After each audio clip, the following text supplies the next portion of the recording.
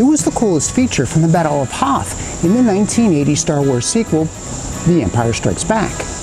I'm talking about the all-terrain armored transport, or the AT-AT. Walking on all fours, it looked menacing.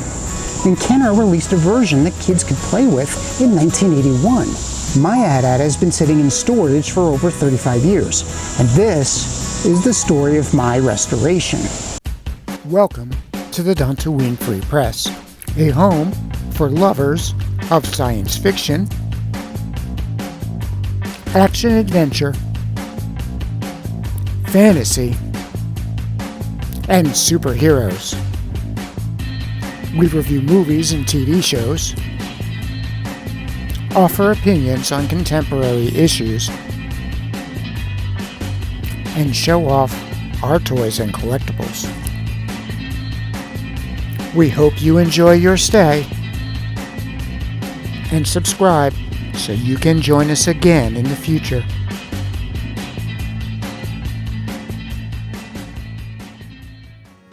So this here is my childhood AT-AT, dating back to 1981, and for the most part it's in pretty decent shape. It spent the last 20 years in my garage and then maybe a year in the basement, and before that was spending 17 years sitting in my parents' house in a closet in the bedroom. You can see it's missing the canopy, and it's missing the jaw guns. Otherwise, it seems intact.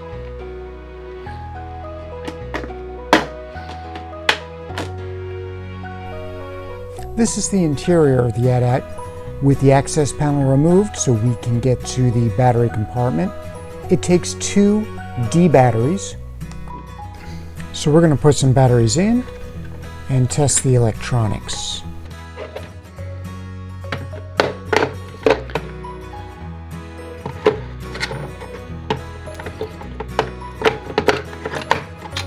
I'm pushing the button on the inner handle here and I'm getting nothing.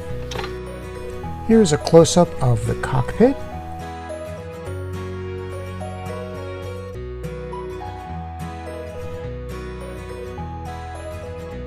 And here's the underside where the jaw guns will go.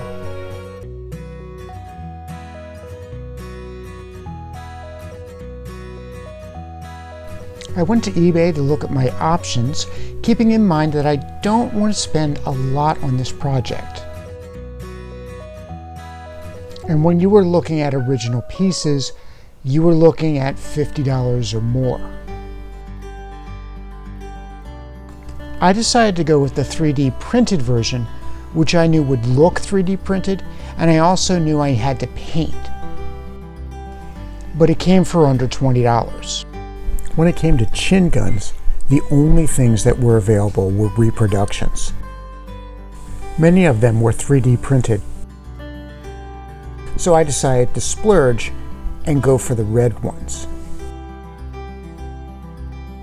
I wanted to reach the battery compartment first to see if years of battery acid had corroded the connections, and if that was the problem with the electronics. The screws securing the troop compartment were in a tricky location. They are right next to where the legs attach to the body. I tried removing the legs, but I didn't want to damage the plastic. So I chose to keep the legs on when I removed the screws.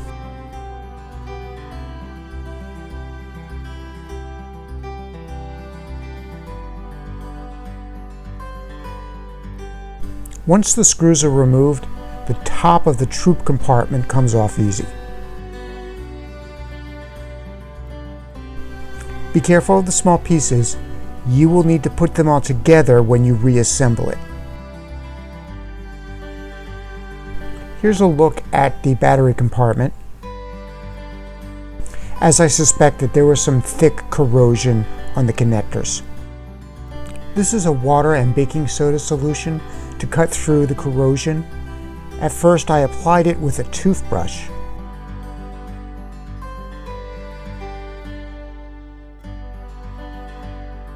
The corrosion was so thick, I switched to a more coarse cleaning pad.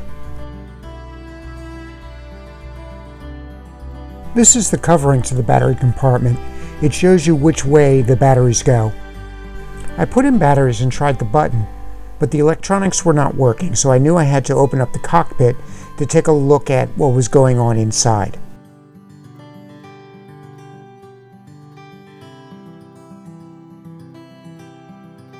We start by removing the screws on the cockpit.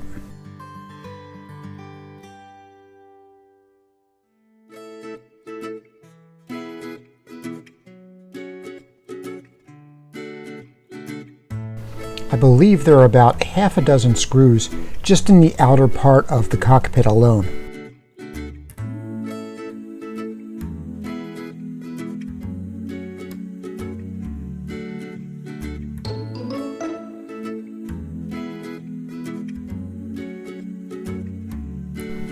With all the wires and the way things fit in with each other, it can be a little awkward in figuring out the best angle to unscrew your screws.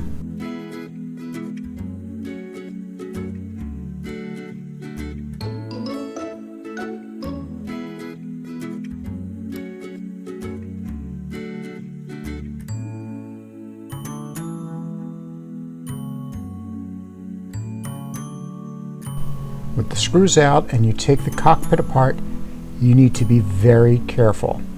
There are a lot of small pieces that you need to keep track of. When you put the cockpit back together, you will need to make sure all the pieces are in their place. Here's a view of the underside of the cockpit with the light fixture. That's how the chin guns light up. There are more screws inside the cockpit.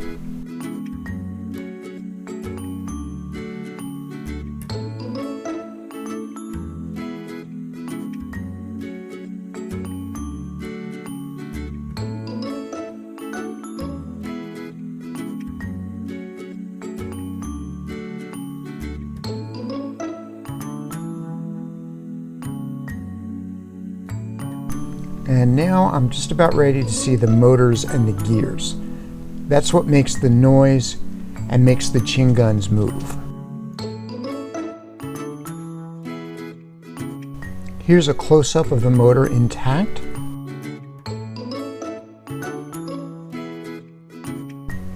And here I'm rotating the motor to make sure that it hasn't seized up. Looks like the motor is working fine. So now I'm going to double check all the connections. This is another close-up of the motor and gears. Small plastic gears move the gun, so be very careful. These gears are very easy to lose once you've opened the cockpit. And it became clear to me I had 30 years of grime I had to wipe away. This is just a damp cloth.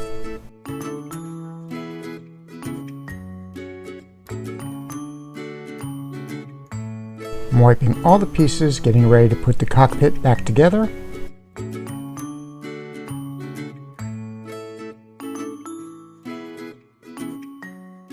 And now putting the screws back in.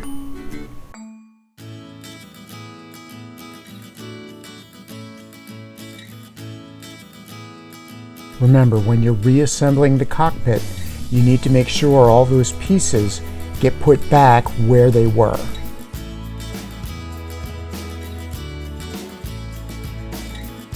You will also need to make sure you're lining up all the plastic with the handles.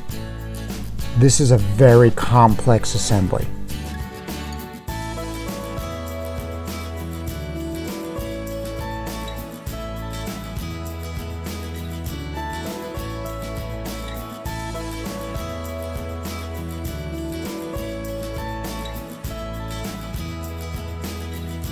And now I'm putting the screws back in the outer part of the cockpit.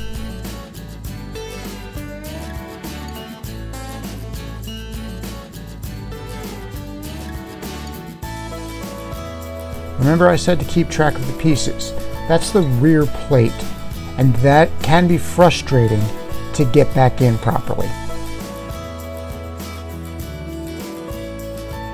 Now I've turned it so I can have the best angle to put the screws back in.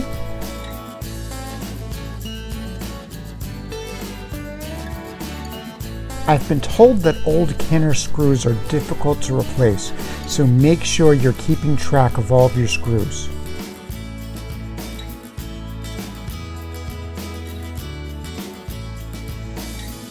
And now I'm going to put the chin guns in place. The chin guns just snap into place, they're not that hard.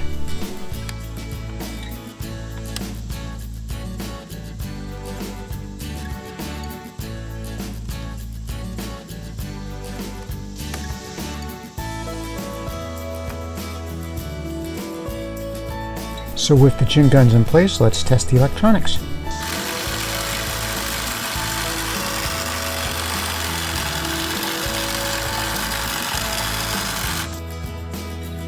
And now onto the Cockpit Canopy. What I ordered off eBay was white, and it was 3D printed, so I needed to paint it.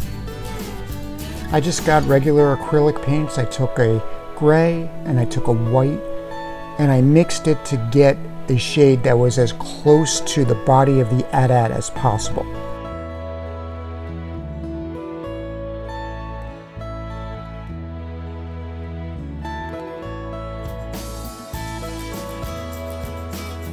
And now I'm applying the paint. I need to try to get it everywhere and inside all of the crannies. Making sure to get inside the corners.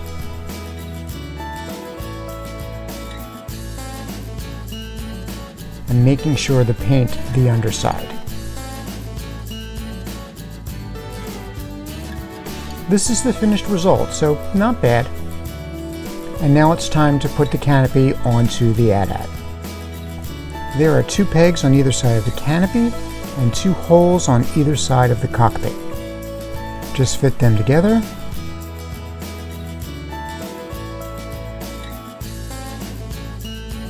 And this is to show you I still have the original troop access door. Time to put the door back on.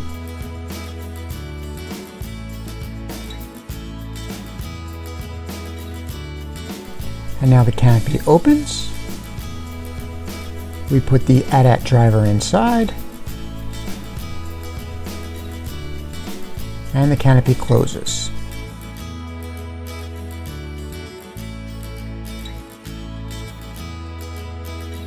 Oh, the Empire apparently has negotiations with Jawas.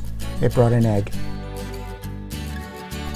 Once again, time to test the electronics.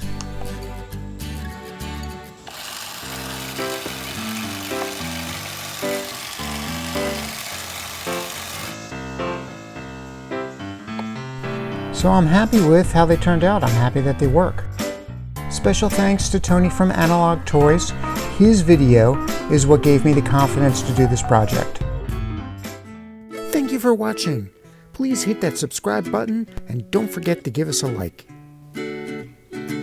Visit our merch store where you can get t-shirts, mugs, phone cases, masks, tote bags, and more, all with our exclusive designs.